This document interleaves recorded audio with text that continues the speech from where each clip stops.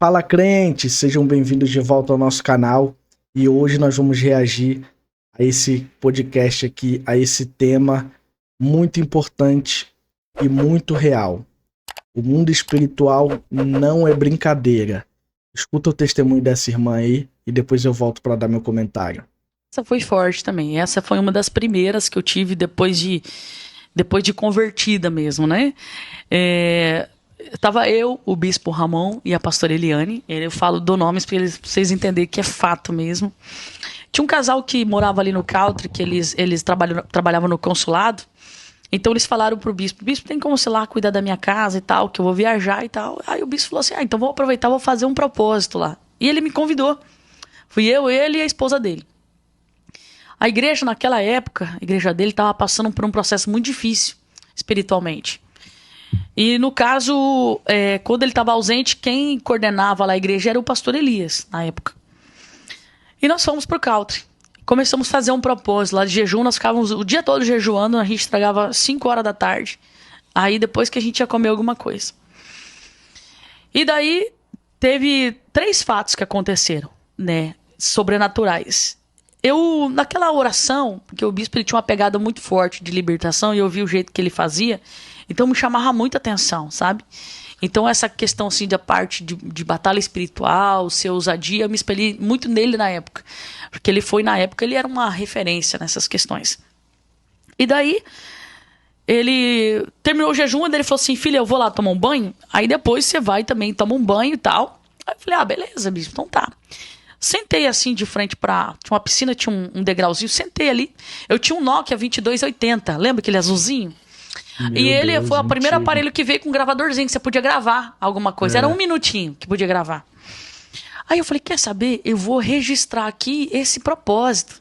Porque o Elias tinha ligado para ele e falou assim, bispo, continua aí na oração porque o culto foi tão tremendo que não teve nem palavra. Tanto poder de Deus. E a gente ficou muito feliz com aquilo.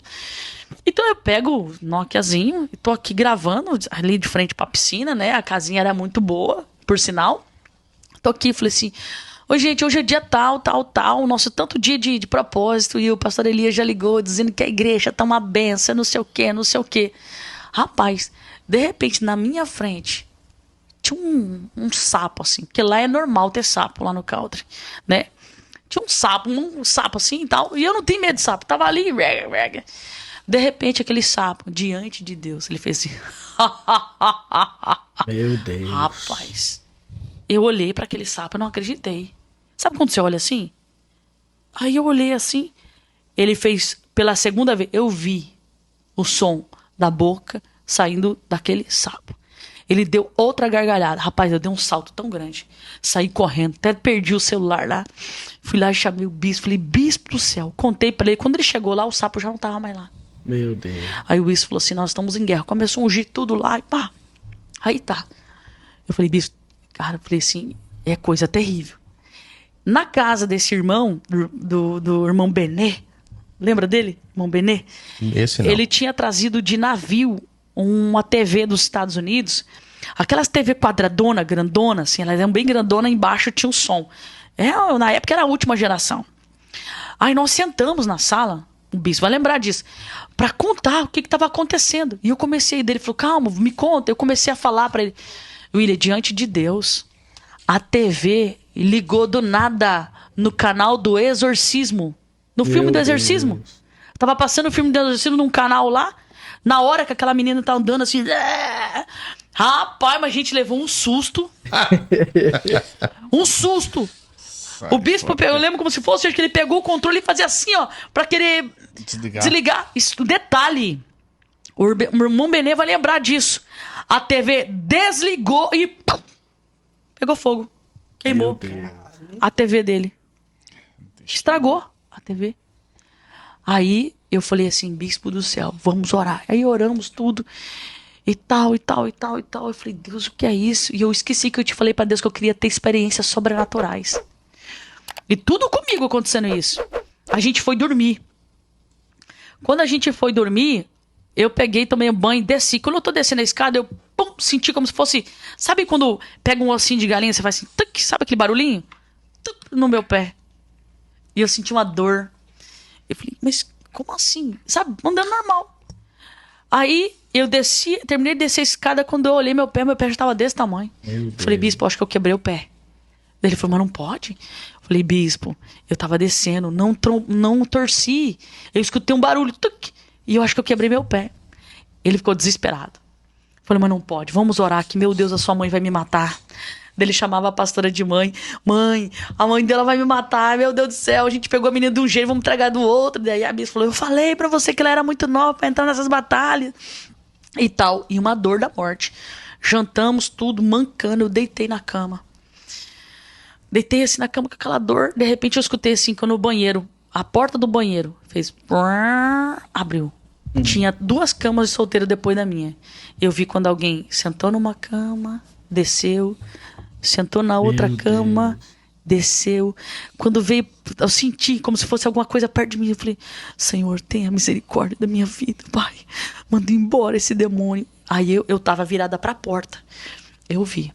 Quando ele passou pela porta, detalhe, ele abriu a porta. Era um homem de capa preta. Ele abriu a porta, saiu e desceu sentido a cozinha. E eu ouvia barulho das panelas. Sabe quando mexe nas panelas? Meu Deus. Mexe assim. E o bispo ouviu e achou que era eu lá com fome, comendo de novo. Aí quando aconteceu aquilo, eu dobrei o meu joelho na hora. E eu falei assim, Deus, eu pedi experiências sobrenaturais. Eu pedi para Deus abrir a minha visão. Eu queria ver. Eu queria ter experiência. Eu falei, eu já entendi o propósito. Agora tira essa dor insuportável do meu pé que eu não aguento mais. E deitei e apaguei. No outro dia, o meu pé estava perfeito, sem dor, sem inchaço, sem nada. Você acredita nisso? Opa, acredito. Se tem um cara que acredita, Somos nós, né? Então vamos lá. Eu quero deixar uma palavra para você. Que talvez ouvindo tudo isso aqui, você tenha falado ao seu coração, eu também preciso de uma libertação. A Bíblia diz que quando nós conhecemos a verdade nos liberta. Então, a maior libertação na vida do homem é quando você muda a sua mentalidade. Quando o Gálatas diz assim que nós precisamos ser guiados pelo Espírito e não pela carne, e Gálatas fala assim que a carne e o Espírito, elas brigam, porque elas não se comunicam. E quando você olha o que a carne faz e o que o Espírito faz, você entende por que elas não se comunicam. Então eu quero te dizer para você que está aí do outro lado, que a maior libertação na vida do homem é obedecer à voz do Senhor. Você precisa obedecer à voz de Deus. Quer ser liberto? Muda a sua mentalidade e muda os seus comportamentos. Porque se você fizer isso, o diabo não terá autoridade sobre a sua vida. Ele não terá autoridade sobre a sua vida. Quando a Bíblia diz assim, ó, quem matava não mate mais, quem roubava não roube mais. Isso fala de mudança de mentalidade. E o que nós estamos vendo nos últimos tempos? As pessoas às vezes estão dentro de uma religião. Meus irmãos, que testemunho incrível. Realmente, meus irmãos, o mundo espiritual, ele não é brincadeira. Só quem já teve uma experiência espiritual, de sentir o mundo espiritual, de ver o mundo espiritual, de ouvir o mundo espiritual, sabe que realmente, se Deus abrir os nossos olhos, nós vamos contemplar coisas horrendas, porque o mundo espiritual é real. O mundo espiritual é uma guerra do bem contra o mal.